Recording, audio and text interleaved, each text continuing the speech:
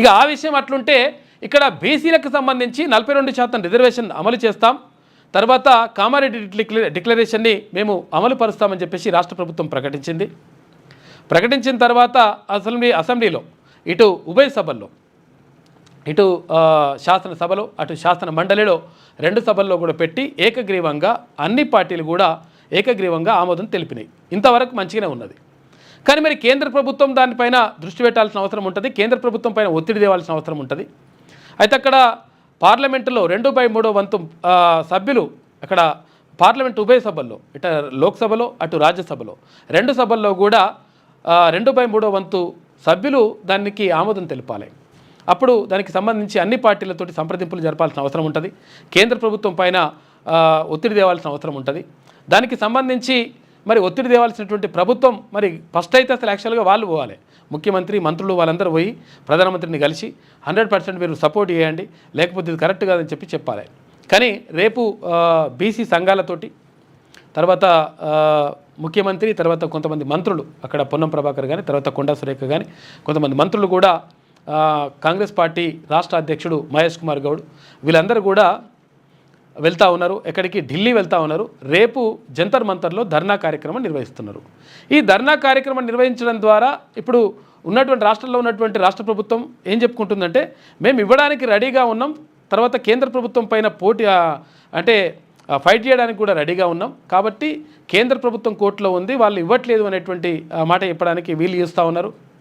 లేదు అందులో బీసీ రిజర్వేషన్లకు సంబంధించి మాకు అభ్యంతరం ఏం లేదు, కానీ అందులో ముస్లింలని తీసుకొచ్చేసి 10% రిజర్వేషన్ వాళ్ళకి ఇవ్వమని చెప్తే మత ప్రాతిపదికన ఎటువంటి అవకాశం లేదు, కాబట్టి మేము దానికి ఒప్పుకోమని చెప్పేసి అటు ఆల్రెడీ భారతీయ జనతా పార్టీ నేతలు చెప్తున్నటువంటి మాట.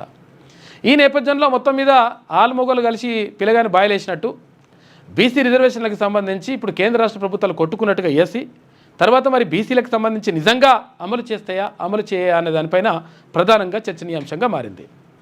అటు రాహుల్ గాంధీ క్లియర్గా చెప్తా ఉన్నారు, ఆయన విషయంలో మాత్రం క్లియర్గా ఉన్నాడు. ఆయన ఏమంటున్నాడు?